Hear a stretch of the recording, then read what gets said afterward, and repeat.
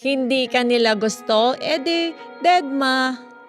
Alam mo yung nakakapagod, yung paulit-ulit mong pinapaliwanag yung sarili mo para lang maintindihan ka ng mga tao.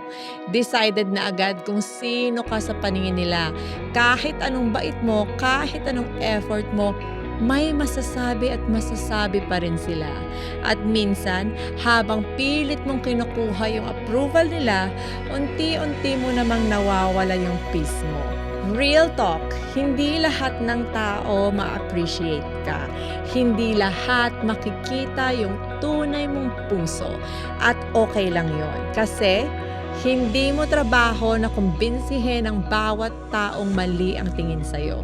Mature ka na kapag natutunan mong hindi lahat ng battle kailangan mong patulan. Hindi lahat ng issue kailangan mong sagutin. At hindi lahat ng tao kailangan mong i-keep sa buhay mo. Protect your peace, protect your energy kasi habang tumatanda ka, mas marirealize mo na sobrang gaan ng buhay kapag hindi mo na iniisip ang opinyon ng lahat. At tandaan mo to, yung mga tamang tao, hindi ipaparamdam na kailangan mong magpanggap para lang matanggap.